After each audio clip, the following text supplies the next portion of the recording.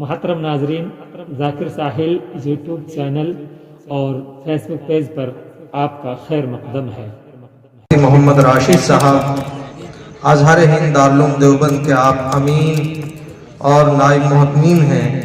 خالق کائنات نے بے شمار خوبیوں سے آپ کو نوازا ہے۔ آپ قرآنی آیات سے مدلل اور متون احادیث سے مؤید گفتگو فرماتے ہیں۔ رسوخ فی العلم کے ساتھ اللہ رب العزت نے مرتب گفتگو کا آپ کو سلیقہ عنایت کیا ہے۔ آپ انتہائی پاک باز اور نیک سیرت انسان ہیں۔ ایسے ہی لوگوں کے بارے میں شاعر مشرق علامہ اقبال نے کچھ اس طریقے سے کہا ہے، ان کے مومنانہ کردار کو بیان کرتے ہوئے کہ اس کی امید قلیل اس کے مقاصد جلیل، اس کی امید قلیل اس کے مقاصد جلیل، اس کی نگاہ سربلند اس کی سخن دل نواز، نرم دم گفتگو گرم دم جستجو، نرم دم گفتگو گرم دم جستجو، رزم ہو یا بزم ہو پاک دل و پاک باز۔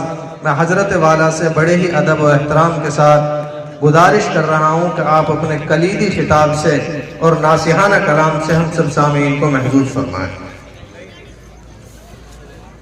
ونستغفره ونؤمن به ونتوكل عليه ونعوذ بالله من شرور أنفسنا ومن سيئات أعمالنا من يهده الله فلا مضل له ومن يضلله فلا هادي له وأشهد أن لا إله إلا الله وحده لا شريك له وأشهد أن سيدنا ومولانا محمدا عبده ورسوله صلى الله عليه وسلم۔ أعوذ بالله من الشيطان الرجيم، بسم الله الرحمن الرحيم۔ لا تحرك به لسانك لتعجل به إن علينا جمعه وقرآنه فإذا قرأناه فاتبع قرآنه ثم إن علينا بيانه صدق الله العلي العظيم۔ وقال النبي صلى الله عليه وسلم خيركم من تعلم القرآن وعلمه، أو كما قال النبي صلى الله عليه وسلم۔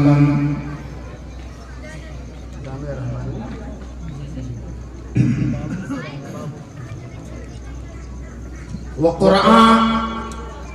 قرآن جو غذا بھی ہے، دوا بھی ہے، شفا بھی ہے۔ وہ قرآن جو غذا بھی ہے، دوا بھی ہے، شفا بھی ہے، اسی سے ہوتی ہیں سب پہ منازل ہائے فانی۔ حضرت صدر جلسہ معزز اور محترم علماء کرام، محترم بزرگوں اور دوستوں، نوجوانان ملت، نیک ماؤں اور بہنوں، اللہ کا بڑا کرم ہے، بڑا احسان ہے کہ اللہ تبارک تعالیٰ نے ہم سب کو جامعہ رحمانیہ باب القرآن کے اس عظیم الشان جلسے دستار بندی میں شریک ہونے کا موقع نصیب فرمایا۔ آپ مغرب بعد سے تو میں ہی سن رہا ہوں، عصر بعد سے پروگرام چل رہا ہے مدرسے سے، اور بچوں نے بڑی اچھی اچھی قرأتیں، نعتیں، نظمیں، تقریریں پیش کی، جس سے مدرسے کی بہترین کارکردگی کا حسین نمونہ آپ کے سامنے آیا ہے۔ چھوٹے چھوٹے بچے مائک پر کھڑے ہو کر تقریر کرتے ہیں بے تکلف، نہ ان کے پیروں میں کوئی لڑکھڑاہٹ ہوتی ہے، نہ کوئی خوف ہوتا، بے تکلف، جیسے لگتا ہے کہ یہ شروع ہی سے عطا اللہ شاہ بخاری ہے، بچپن ہی سے عطا اللہ شاہ بخاری لگتے ہیں۔ میں یہ بتانا چاہتا ہوں کہ انہی بچوں کے جو چھوٹے چھوٹے بچے مائک پر تقریر کر رہے ہیں، اگر ان کے والد محترم ناراض نہ ہو گئے والد صاحب، اگر ان کے والد محترم مدرسے میں نہیں گئے ہیں، مدرسے میں داخلہ نہیں لیا، تو مائک پر کھڑا کر دو تو ان کے پیر لرز جائیں گے۔ بے شک۔ اب بتائیے، انہی کا بیٹا بے تکلف بول رہا ہے، یہ کیا طاقت اس کے اندر پیدا کر دی مدرسے نے، کیا بات اس کے اندر کیا خوبی پیدا کر دی ہے۔ دوستو، یہی مدرسوں کا کارنامہ ہے، اور اسی کارناموں سے الحمدللہ دین اور اسلام زندہ ہے، اور انشاءاللہ قیامت تک زندہ رہے گا۔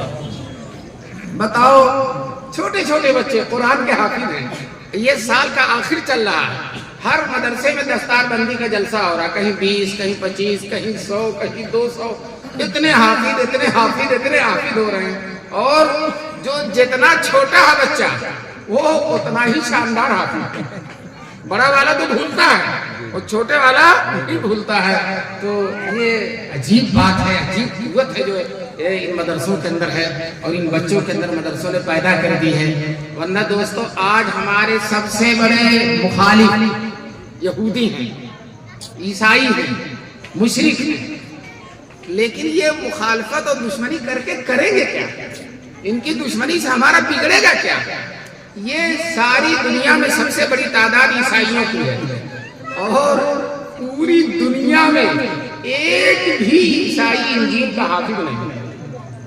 پتلی سی انجیل ہے، بہت موٹی نہیں ہے، بہت پتلی ہے، ایک بھی عیسائی انجیل کا حافظ نہیں ہے۔ اسی طرح سے ایک بھی یہودی توریت کا حافظ نہیں ہے، اور ایک بھی مشرک اپنی کتابوں کا حافظ نہیں ہے۔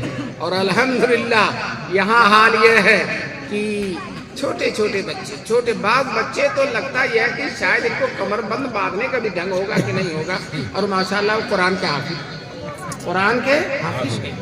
انگریزوں نے جب ہندوستان میں حکومت حاصل کر لی تھی، مغلیہ حکومت ختم ہو گئی تھی اور پورے ہندوستان پر انگریزوں کا غلبہ ہو گیا تھا، تو اپنی حکومت کے نشے میں انہوں نے فیصلہ کر دیا تھا کہ قرآن کو مٹا دینا ہے۔ عقل ہونی چاہیے تھی، قرآن کو کیسے مٹا سکتے ہیں جس کی حفاظت کی ذمہ داری کس نے لے لی؟ اِنَّا نَحْنُ نَزَّلْنَا الذِّكْرَ وَإِنَّا لَهُ لَحَافِظُونَ۔ لیکن انہوں نے طے کر لیا کہ قرآن کو مٹانا ہے، قرآن رہے گا۔ برطانیہ کی پارلیمنٹ میں ایک ممبر نے جو ہے ڈیسک سے قرآن پھینک کر کہا یہ قرآن رہے گا تو ہماری حکومت نہیں رہے گی، اس لیے اگر حکومت کو باقی رکھنا ہے تو اس قرآن کو ختم کرو۔ دوستو وہاں باضابطہ تجویز منظور ہو گئی اور وزارت قائم ہو گئی، قرآن ختم کرنے کے لیے وزارت ختم ہو گئی۔ بتاؤ وہ وزارت ختم ہو گئی، وہ تجویز ختم ہو گئی، وہ حکومت ختم ہو گئی، وہ حکومت کا غرور اور نشہ ختم ہو گیا، لیکن الحمدللہ قرآن اسی طرح سے رہے گا۔ چنانچہ انہوں نے تدبیر یہ سوچی کہ قرآن کو اس طرح سے ختم کریں کہ قرآن کے جتنے نسخے ہیں جلا دیں، جتنے نسخے ہیں جلا دیں۔ یہ جلانے والے یہ اصل جلنے والے ہیں، یہ جلانے والے جلانے والے نہیں بلکہ کیا یہ جلنے والے ہیں۔ ان کی جلن ان کو بے قابو کر دیتی، پاگل کر دیتی ہے، اور از خود رفتہ ہو جاتے ہیں، ہوش و حواس کھو بیٹھتے ہیں۔ چنانچہ آج بھی جلانے والے ہیں، پہلے بھی تھے، اور یہ سب جلانے والے جلتے رہیں گے اور پھسلتے رہیں گے اور سرکتے رہیں گے اور فنا کے گھاٹ اترتے رہیں گے، اور قرآن انشاءاللہ باقی ہے۔ تو انگریزوں نے طے کر لیا کہ قرآن کو جلانا ہے۔ پولیس والے، فوج والے گھروں اور مسجدوں پر چھاپے مار مار کر قرآن کے نسخوں کو اکٹھا کرتے تھے، اور جب ڈھیر لگ جاتا تھا تو آگ لگا دیتے تھے، جلا دیتے تھے۔ دوستو دیوبند کے قریب پانی پت ہے، یہاں کا پانی پتی لہجہ بھی بہت مشہور ہے نا۔ ہمارے قاری صاحب نے، قاری فاروق صاحب نے بہت اچھی قرآن کی تلاوت کی ہے، اور اللہ تبارک تعالیٰ ان کی عمر میں صحت میں برکت نصیب فرمائے۔ تو وہ وہاں پانی پتی لہجہ مشہور ہے، جیسے مصری لہجہ، حجازی لہجہ، شامی لہجہ، اسی طرح سے پانی پتی لہجہ بھی ہمارے ہندوستان کے لیے باعث فخر ہے کہ ہمارا بھی ایک لہجہ ہے۔ تو وہاں پانی پت میں ہر بچہ حافظ، اگر گھر میں 10 بچے 10 حافظ، بیوی بھی حافظ، شوہر بھی حافظ، ایک عجیب رواج تھا۔ چنانچہ وہی کے حالث شاعر گزرے ہیں، انہوں نے بھی بچپن میں حفظ کیا تھا پانی پت حافظ، پانی پت حافظ، جو بھی پانی پت کا ہوگا وہ کیا ہوگا؟ حافظ ہوگا۔ جیسا کہ ایک صاحب نے ایک جگہ دیوبند کے بڑے عالم گئے تھے تو کہنے لگے دیوبند آ گیا، ہمارے ہاں کیا آ گیا؟ دیوبند آ گیا۔ تو اسی طرح سے جو پانی پتی ہے وہ حافظ ہے۔ حالی بھی حافظ تھے، حضرت مولانا حکیم الامت مولانا اشرف علی تھانوی نے لکھا ہے کہ حالی حافظ تھے، پھر سر سید وغیرہ کی صحبت میں اور رہے، قرآن کی تلاوت نہیں کر سکے، لگتا تھا قرآن بھول گئے بہت دنوں کی۔ اب ایک دفعہ رمضان میں پہنچ گئے پانی پت، لوگوں نے کہا کہ قرآن آپ ہی کو سنانا ہے۔ اب وہ کئی سالوں سے تلاوت نہیں کرتے تھے، تو اب جب لوگوں نے کہا تو ان کو بھی تاؤ آ گیا، اور کھڑے ہو کر انہوں نے ایک ہی رکعت میں پورا قرآن پڑھ دیا۔ اور حضرت تھانوی رحمۃ اللہ علیہ کہتے ہیں ظالم کہیں بھولا بھی نہیں کہیں بھولا بھی نہیں، تو وہی پانی پت ہے۔ تو وہاں جو افسر قرآن جلانے کے لیے متعین تھا، ایک مسلمان زمیندار نے اس کی دعوت کی۔ کرتے ہیں مسلمان تو مہمان نواز ہوتے ہیں، وہ مسلمانوں کی بھی دعوت کرتے ہیں، غیر مسلموں کی بھی سب کی کرتے ہیں، وہ خلق خدا کی دعوت کرتے ہیں۔ مسلمان چونکہ اللہ کی جو ہے خلقو باخلاق اللہ، اللہ کی صفات سے اپنے آپ کو منور کرو، اور جو صفات بندوں میں آ سکتی ہے اس کو پیدا کرنے کی کوشش کرو، تو اللہ تعالیٰ سب کو کھلاتا ہے کہ نہیں؟ سب کو کھلاتا ہے کہ نہیں؟ کہتے ہیں قدیم زمین سفرے آلوس دشمن بری خانے یغما چدوس۔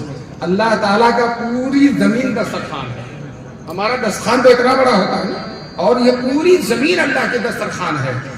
دشمن بری خانے یغما چدوس، دشمن بھی کھاتا ہے اور دوست بھی کھاتا ہے۔ دوست تو ایک ہاتھ میں کھاتا ہے، دشمن 7 ہاتھ میں کھاتا ہے، اور اللہ تعالیٰ 7 ہاتھ میں اس کو کھلاتا ہے، خوب کھلاتا ہے۔ اللہ تبارک تعالیٰ کبھی گناہ کی وجہ سے، کفر و شرک کی وجہ سے اللہ تبارک تعالیٰ کسی کی روزی بند نہیں کرتا۔ خیر، وہ مسلمان زمیندار نے اس انگریز افسر کی دعوت کی جو قرآن جلانے کے لیے پانی پت کے علاقے میں متعین تھا۔ تو یہ تو پہلے سے کم ہو گئی،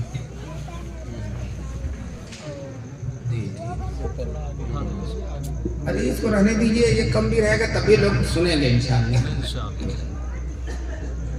یہ نغمہ فصل گلو لالا کا نہیں پابند، یہ نغمہ فصل گلو لالا کا نہیں پابند، بہار ہو کہ خزاں لا الہ الا اللہ، مائک چلے یا نہ چلے لا الہ الا اللہ۔ بہرحال مسلمان زمیندار نے اس کی دعوت کی۔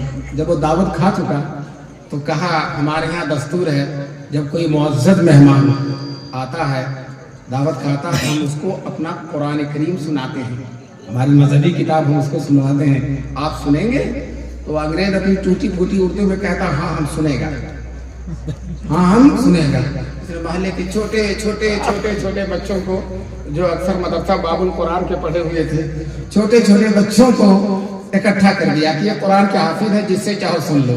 انہوں نے اس نے ایک چھوٹے بچے کا 20واں پارہ پڑھا، اس نے بسم اللہ کا فر پڑھنا شروع کر دیا۔ دوستو، جب حافظ کو یاد ہوتا ہے تو اس کو سب سے زیادہ مزہ قرآن کے پڑھنے میں آتا ہے، قرآن کے پڑھنے میں آتا ہے، اور بڑے لطف کے ساتھ قرآن پڑھتا ہے، اور جی نہیں چاہتا کہ، چنانچہ جو اچھے حافظ ہوتے ہیں یہ نہیں دیکھتے کہ لوگوں کا پیر دکھ رہا تراویح پڑھتے چلے جائیں، اور اس کو پتہ ہی نہیں چلتا، اس کو تو قرآن کی لذت ماہ رکھتی ہے۔ چنانچہ ہمارے ہاں ایک حافظ صاحب تھے، حافظ ریل نام تھا، حافظ ریل، ان کے شاگرد حافظ انجن تھے۔ تو یہ جو ہے پڑھتے ہیں۔ اب اس بچے نے پڑھنا شروع کر دیا، پڑھتا رہا، اب وہ پڑھتا جا رہا ہے اور انگریز اڑتا جا رہا ہے کہ میں ہی قرآن جلاتا ہوں اور میرے ہی سامنے قرآن پڑھا جا رہا ہے۔ چنانچہ اس نے روپ گاٹھنے کے لیے اس بچے سے کہا، بچے تم غلط پڑھ رہے ہو، ایسے ہی کہا غلط پڑھ رہے ہو۔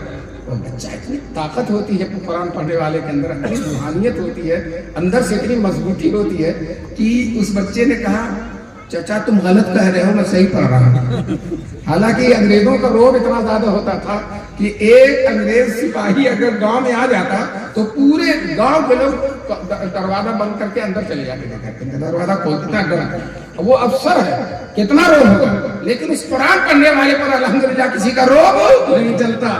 جس کے دل میں اللہ سما جاتا ہے اس کے دل میں پھر کسی اور کا روب نہیں ہوتا ہے۔ کہتے ہیں سمائے ہو جب سے نگاہوں میں میری، سمائے ہو جب سے نگاہوں میں میری، جدھر دیکھتا ہوں تم ہی تم ہو۔ تو ہر طرف اس کو اللہ کا جلوہ ہی نظر آتا۔ چنانچہ اس بچے نے کہا چچا تم غلط کہہ رہے ہو، میں صحیح پڑھ رہا ہوں۔ دوسرا بچہ بول پڑا، تیسرا بچہ بول پڑا، چوتھا بچہ، سب ایک زبان ہو کے کہنے لگے چچا یہ صحیح پڑھ رہا، تم غلط کہہ رہے ہو۔ اب 20 بچے بول پڑے، چچا کی تو حالت خراب ہو گئی۔ اس نے کہا، اسی دن فیصلہ کیا کہ ہم قرآن کے نسخوں کو جلا سکتے ہیں لیکن ان معصوم سینوں سے ہم قرآن کو کیسے ختم کر سکتے ہیں، یہ ممکن ہی نہیں ہے۔ چنانچہ وہ تجوید اسے ایک بچے نے فیل کر دی جو برطانیہ میں منظور ہوئی تھی، ایک بچے کے قرآن نے اس تجوید کو ختم کر دیا، کالعدم کر دیا، مسترد کر دیا۔ یہ تجوید چلنے والی نہیں ہے۔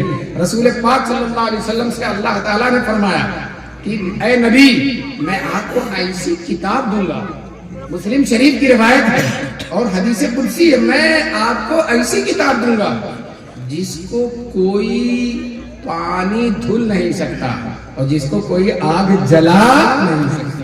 دوستو یہ سینے میں ہے، اس کو کون پانی دھلے گا؟ بلکہ حافظ اور نہائے گا تو اور پیدا ہو جائے گا۔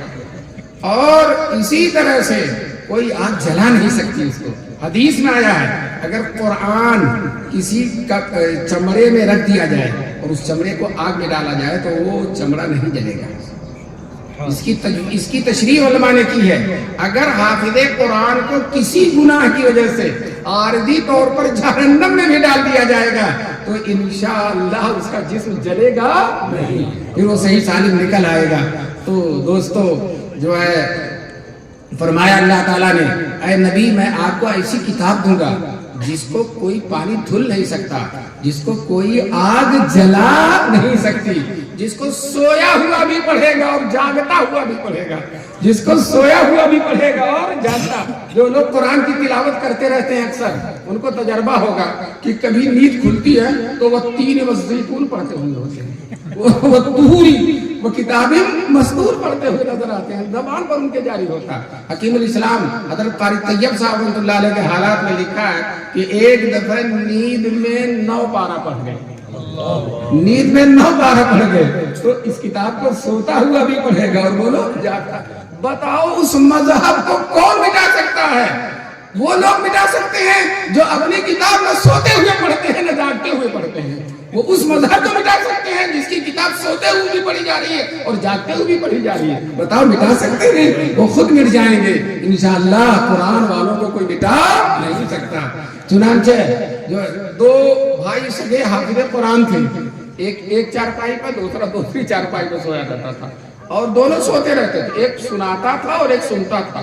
سنانے والا بھی سو رہا، سننے والا بھی سو رہا، اور جہاں غلطی ہوتی تھی تو وہ جا کر ٹوک دیتا تھا، وہ جا کر صحیح کر لیتا تھا، پھر وہ پڑھنے لگتا تھا۔ یہ معجزہ ہے قرآن کا یہ معجزہ ہے۔ فرمایا رسول پاک صلی اللہ علیہ وسلم نے جس کو سوتا ہوا بھی پڑھے گا اور جس کو جاگتا ہوا بھی پڑھے گا۔ سوتا ہوا جاگتا ہوا پڑھنا تو سمجھ میں آتا ہے، لیکن سوتا ہوا پڑھنا یہ کرامت ہے، یہ قرآن کا معجزہ ہے۔ کوئی کتاب ایسی نہیں جو سوتے ہوئے پڑھی جائے۔ اللہ تبارک تعالیٰ اس مدرسے کو بہت ہی اپنی رحمتوں اور نعمتوں سے مالا مال فرمائے۔ میں پہلے نہیں جانتا تھا کہ قاری مبین ماشاء اللہ فتح مبین رکھنے والے ہیں، اور جو ہے اب بتاؤ نا یہ علاقہ آس پاس گھر نہیں نظر آ رہے اور اتنے لوگ آئے ہیں، یہ اسٹیج پر جتنے علماء بیٹھے ہیں اگر یہی صرف آگے ہوتے تو جلسہ بہت بڑا ہو جاتا۔ اور ماشاءاللہ اتنا مجمع سامنے ہے اور مجمع جانے کا نام بھی نہیں لے گا۔ دعا تک بیٹھیں گے نا انشاءاللہ۔ میں اگر پہلے بھی چلا جاؤں گا، میں بہت دور سے آیا ہوں، جانا پہلے بھی اگر چلا جاؤں گا تو کوئی صاحب دعا سے پہلے نہیں جائیں گے، ہاتھ اٹھاؤ کہ نہیں جائیں گے انشاءاللہ، اور مجھ سے مصافحہ کرنے کے لیے بھی نہیں اٹھیں گے انشاءاللہ، تاکہ جلسہ خراب نہ ہو کسی طرح سے۔ بہرحال جو ہے کتنے بچے حافظ ہوئے ہیں؟ 13 بچے حافظ ہوئے ہیں۔ ایک مدرسے میں گیا تھا اور 56 کا مدرسہ تھا اور صرف 4 بچے حافظ ہوئے تھے، 4 بچے حافظ ہوئے تھے۔ محتمیم صاحب اتنا خوش تھے، اتنا خوش تھے، اتنا خوش تھے، پھولے نہیں سما رہے تھے۔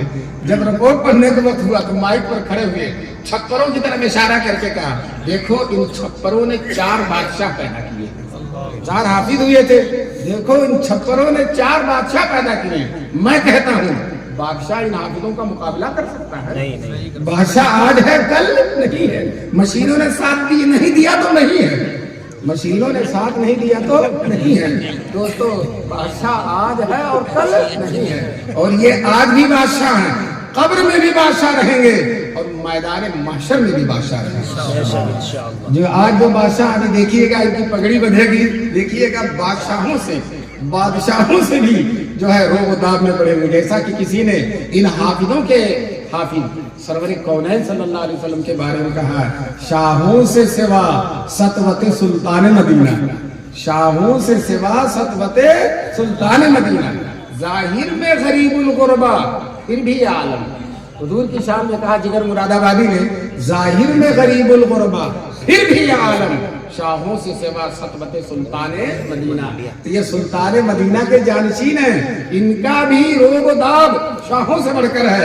قبر میں بھی ان کی بادشاہی رہے گی, اور میدان محشر میں تو میدان محشر تو انہی کے نام الگ رہے گا انشاءاللہ. میدان محشر میں انہی کی بہار ہوگی, انہی کا جلوہ ہوگا, انہی کی تجلی ہوگی, جیسا کہ بہت ساری حدیثوں میں ہے. قبر کا حال حافظ بادشاہ صاحب, حافظ بادشاہ ہوتے ہیں نا, تو ایک حافظ صاحب کا نام ہی بادشاہ تھا.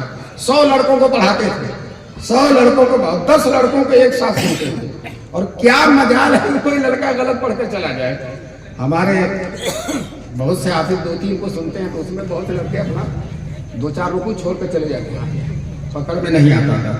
اور کیا مجال ہے کہ کوئی لفظ چھوڑ دے. 10 سنتے تھے ایک ساتھ.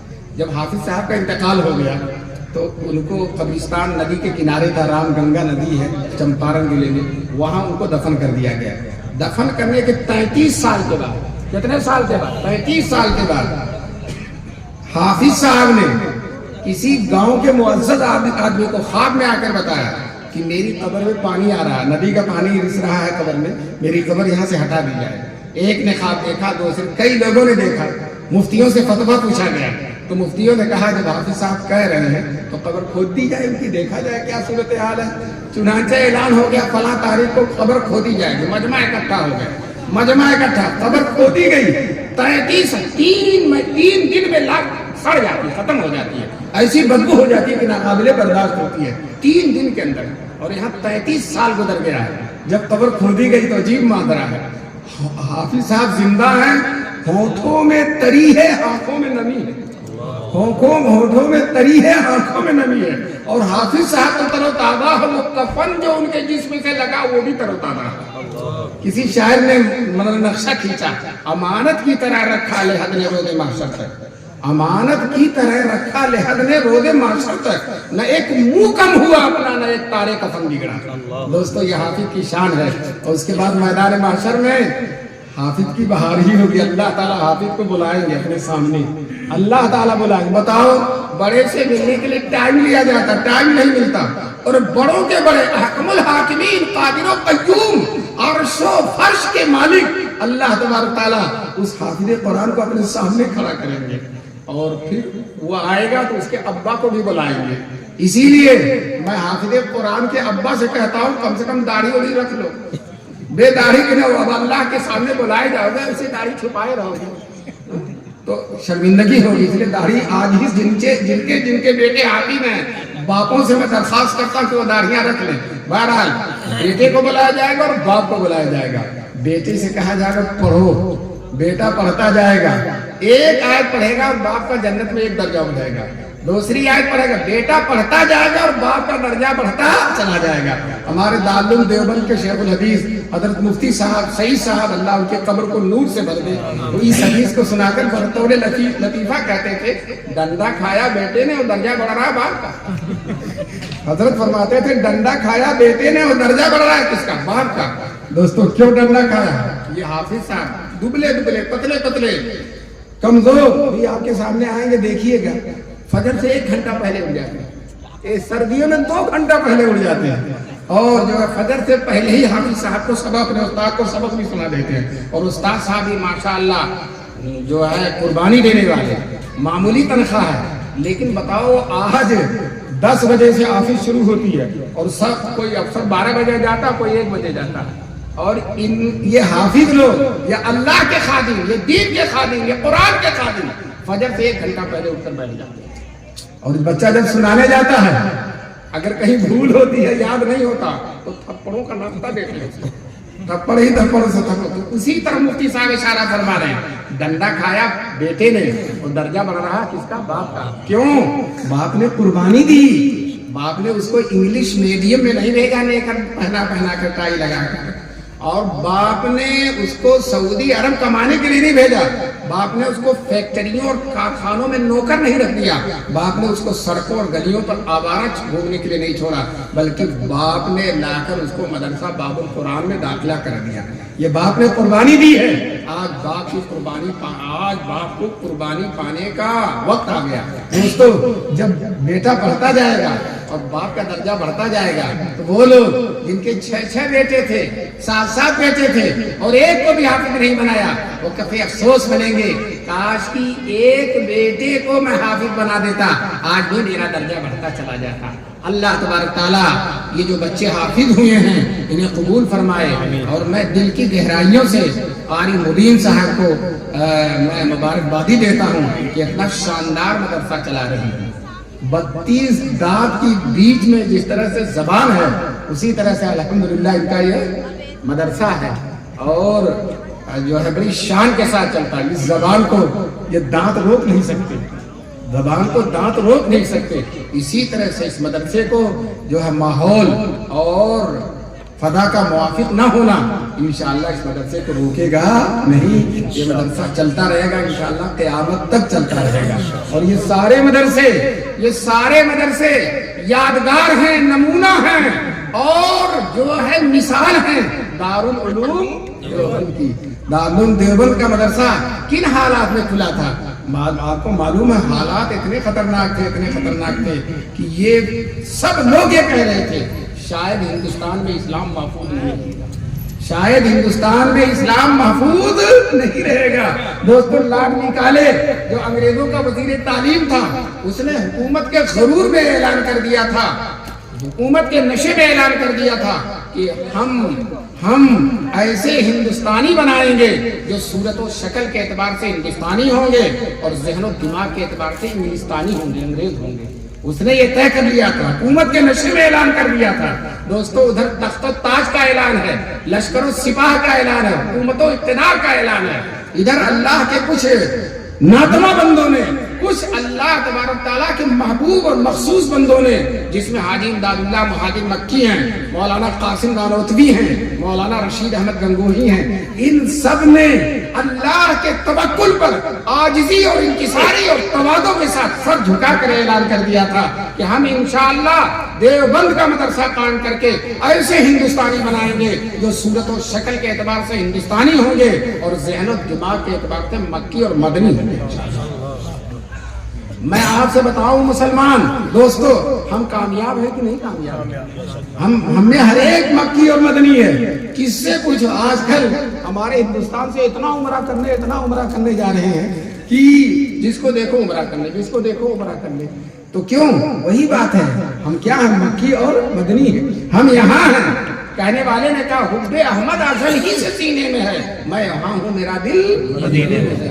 دوستو, یہ مدینے کی کیفیت, یہ مدینے کی محبت, یہ مدینے کی عظمت انہی علماء دیوبند کا صدقہ ہے. اللہ تبارک تعالیٰ ان علماء دیوبند کی خدمات کو قبول فرمائے. اور یاد رکھو, دیوبند کا مدرسہ انشاءاللہ ثم انشاءاللہ قیامت تک باقی رہے گا, اور اس کے ساتھ جو مدرسے جڑے ہیں وہ بھی انشاءاللہ قیامت تک باقی رہیں گے. کیوں؟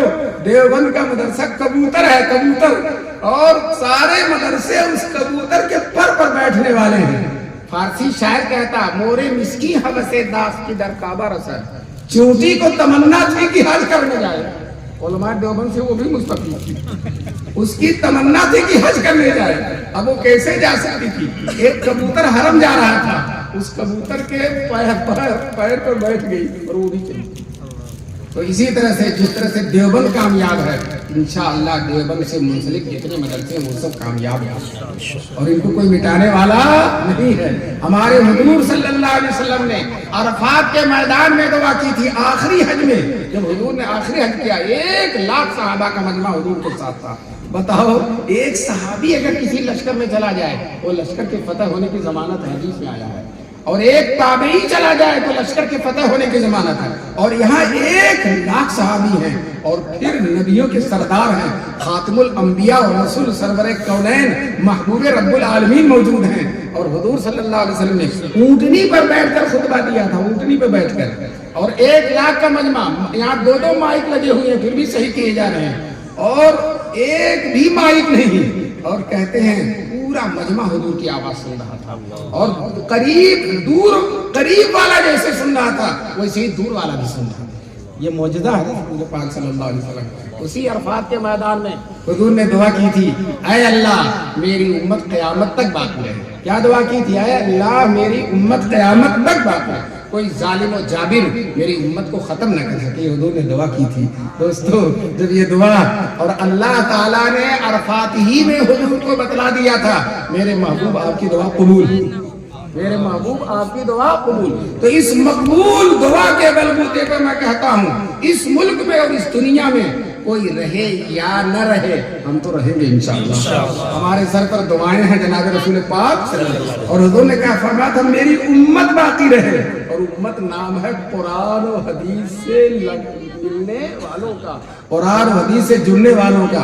تو جب حضور کی امت باقی رہے گی تو انشاءاللہ یہ مدرسے بھی باقی رہیں گے, یہ دارالعلوم دیوبند بھی باقی رہے گا. انگریزوں نے ایڑی اور چوٹی کا زور لگا دیا تھا کہ دارالعلوم دیوبند ختم ہو جائے. ایڑی اور چوٹی کا بڑی زبردست سازشیں کی تھی, طرح طرح پوری قوت لگا دی تھی. میں آپ سے ایک سوال کرتا ہوں, انگریز مٹ گیا یا ہم مٹ گئے؟ دارالعلوم دیوبند باقی ہے نا, ہے, اور انشاءاللہ قیامت تک رہے گا. اور انگریز ہے بھی نہیں اور قیامت تک اس ملک کا منہ بھی نہیں دیکھ سکتا. اس کو اب آنے کی کوئی امید نہیں ہے, ہو ہی نہیں سکتا. تو دوستو جو ہے یہ وہ لوگ ہیں کہ جن کے اوپر اللہ کی رحمتوں کا سایہ ہے. ایک بات سنا کر اپنی بات کو ختم کرتا ہوں. دل تو بہت چاہ رہا لمبی بات کروں لیکن میرے بعد بڑے بڑے مقررین تشریف فرما ہے اور ان کی بھی تقریریں ہونی ہے. ایک ہی آدمی سارا وقت لے لے گا تو دوسروں کی حق تلفی ہوگی, اور پھر جو ہے جب وہ حضرات آئے ہیں اب بہترین بیان کرتے ہیں تو انشاءاللہ ان کے بیان سے مستفید ہوں گے. ایک صاحب تھے امام الدین رام نگری, وہ مودودی خیال کے تھے, جماعت اسلامی کے تھے.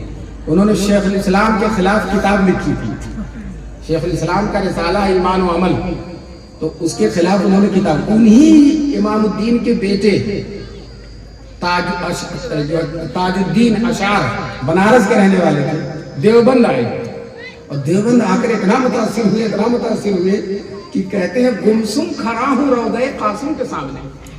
مدار قاسمی پہ گئے تو کہتے ہیں گمسم کھڑا ہوں روضہ قاسم کے سامنے. ملت کا وہ امین, وہ ملت کا باشند, اور جس کی بدولت ہندوستان میں اسلام زندہ ہے. دوستو اسی قصیدے میں ایک شعر یہ بھی کہا تھا کہ دارالعلوم کی شان میں روح ابو حنیفہ یہی آس پاس. کیا کہا تھا؟ روح ابو حنیفہ یہی آس. میں نے اس شعر میں تبدیلی کر دی ہے تاج الدین صاحب سے معذرت کے ساتھ. روح ابو حنیفہ ہی نہیں, روح سرور کونین یہی آس پاس. حضور کی حدیثیں پڑھائی جاتی ہیں. ہر سال 2,000 طلبہ بخاری پڑھ کر محدث بنتے ہیں, اور ایک طالب علم کہیں بھی چلا جاتا ہے دین کی فضا بنا دیتا ہے اور دینی انقلاب پیدا کر دیتا ہے. تو دوستو روح ابو حنیفہ تو ہے ہی, روح سرور کونین یہی آس پاس ہے. مجھے ایک عالم کی بات بہت اچھی لگی. اگر اللہ تعالیٰ اگر مگر سے کوئی چیز لازم نہیں آتی, اگر اللہ تعالیٰ اپنی قدرت سے حضور صلی اللہ علیہ وسلم کو بھیج دے, یہاں آ جائیں ہندوستان میں, دنیا میں کہیں بھی آ جائیں, تو جو ہے حضور کسی بہترین ہوٹل میں نہیں ٹھہریں گے, کسی مالدار کی کوٹھی اور حویلی میں نہیں ٹھہریں گے. حضور کہیں گے مجھے کسی مدرسے کے کمرے میں ٹھہرا دو, کسی مدرسے کے کمرے میں ٹھہرا دو جہاں قال اللہ قال رسول کی صدائیں گونجتی ہیں, جہاں میری حدیثیں پڑھائی جاتی ہیں, جہاں میرا قرآن لایا ہوا پڑھایا جاتا ہے, جہاں میرے دین کو زندہ کیا جاتا ہے, جہاں میری سیرت کو زندہ کیا جاتا ہے. دوستو یہ مدرسوں کی بڑی شان ہے. اس لیے ہم مسلمانوں سے درخواست کرتے ہیں کہ اپنے بچوں کو لاؤ مدرسوں میں, عربی مدرسوں میں لاؤ, حافظ بناؤ, عالم بناؤ. یہاں بھی شان کے ساتھ رہے گا, وہاں بھی شان کے ساتھ رہے گا. کچھ لوگ یہ سمجھتے ہیں مولوی حافظ بن جائے گا تو تھوڑی تنخواہ ہوگی, کھائے گا کیسے؟ میں آپ کو بتا دینا چاہتا ہوں آج بھی 12,000, 10,000, 8,000 تنخواہ پانے والے مولوی جو کھا لیتے ہیں وہ 2.5 لاکھ تنخواہ پانے والوں کو نصیب نہیں. اللہ آپ کے گھر بھی دیسی مرغا اسی وقت کرتا ہے جب کوئی مولانا مہمان ہوتے ہیں. شیخ الاسلام مولانا حسین احمد مدنی کی 500 تنخواہ تھی, 50 مہمان روزانہ ان کے دسترخوانے پر کھاتے تھے. کتنے مہمان؟ 50. آج دارالعلوم دیوبند میں محدث ہیں مولانا نعمت اللہ, اللہ تبارک تعالیٰ ان کی عمر میں اضافہ فرمائے, 95 سال کے ہیں. کہتے طالب علمی کے زمانے میں شیخ الاسلام کے دسترخوان پر پتلا سالن اور روٹی کھائی تھی, اور وہ لذت اس کے بعد بادشاہوں کا بھی, حکمرانوں کی بھی دعوت کی, وزیروں اور نوابوں کی بھی دعوت قبول کی, لیکن اس مرد قلندر کے دسترخوان پہ جو لذت تھی وہ کہیں نہیں ملی. کیوں؟ یہ تقویٰ کی لذت ہے, یہ دینداری کی لذت ہے, یہ الہیت کی لذت ہے، یہ روحانیت کی لذت ہے، یہ رزق حلال کی لذت ہے، یہ دین کے خادم ہونے کی لذت ہے، یہ نبی کے وارث ہونے کی لذت ہے۔ اللہ تبارک تعالیٰ اس لذت سے ہماری نسلوں کو سرفراز فرمائے اور ہم طے کر لیں کہ انشاءاللہ اپنے بیٹوں کو حافظ اور عالم بنائیں گے اور وہ کسی سے کم نہیں رہے گا۔ اور آج کل تو مدرسوں نے ایک انقلابی فیصلہ کر لیا ہے، انقلابی فیصلہ یہ کر لیا کہ ہم قرآن کے ساتھ حدیث کے ساتھ جدید عصری تعلیم بھی دے دیں گے۔ ابھی میں نانوتا گیا تھا، ایک چھوٹا سا مدرسہ جو 15 پارہ حفظ کر چکا ہے، اس نے ایسی بہترین انگریزی میں تقریر کی، ایسی بہترین کہ وکلا بیٹھے تھے، بڑے بڑے ڈاکٹر بیٹھ کہنے لگے ساری عمر اسی میدان میں گزر گئی ہے اور اس طرح سے ہم تقریر نہیں کر سکتے، اس طرح سے ہم تقریر۔ ایک صاحب دراصل جل گئے، وہ کہنے ارے رٹ کر کیا ہے۔ میں نے کہا تم بھی رٹ کر دو، تم بھی رٹ کر دو۔ تو ماشاءاللہ مدرسوں نے جدید تعلیم، تو آپ جو ڈونیشن دے کر اور جو بڑی بڑی فیسیں دے کر اسکولوں میں پڑھاتے ہیں، آپ مدرسوں میں بچوں کو بھیجیں، انشاءاللہ یہ حافظ بھی ہو جائے گا اور 10ویں تک کا جو پڑھنے والا بھی ہو جائے گا، اور پھر یہی آگے چل کر آپ چاہے تو اسے ڈاکٹر بنا دیں، آپ چاہے تو اسے انجینئر بنا دیں۔ ابھی مولانا قاسم صاحب نے جو یہاں مولانا قاسم تشریف فرما، انہوں نے کہا تھا نا کہ اگر مولوی ڈاکٹر بنتا ہے تو اللہ اسے دست شفا دیتے ہیں، اور بسم اللہ کر کے آپریشن کرتا ہے، بسم اللہ کر کے آپریشن۔ پٹنہ میں ایک ڈاکٹر صاحب تھے، بڑے اچھے ڈاکٹر تھے، دیندار مسلمان کو تھے لیکن وضع قطع دیندار نہیں تھے۔ ایک عالم کا آپریشن کیا، اللہ والے کا دل کا آپریشن کیا، جب دل چیر کر نکال کر باہر رکھ دیا، جو بڑا آپریشن ہوتا ہے دل باہر رکھ دیا جاتا ہے، اس دل سے اللہ اللہ کی آواز آ رہی ہے، اس دل سے اللہ اللہ کے وہ اتنا عقیدت مند ہوئے کہ انہوں نے اپنا وہ چھوڑ کر کرتا پاجامہ پہنے کیے کہ کیسے لوگ ہیں، دل نکال کر باہر رکھ دو تبھی اللہ اللہ کرتا ہے۔ دوستو اپنا رنگ دکھاتی ہے صحبت اللہ والوں کی۔ اللہ تبارک تعالیٰ مجھے اور ہم سب لوگوں کو ان باتوں پر عمل کرنے کی توفیق نصیب فرمائے۔ وآخر دعوانا الحمدللہ۔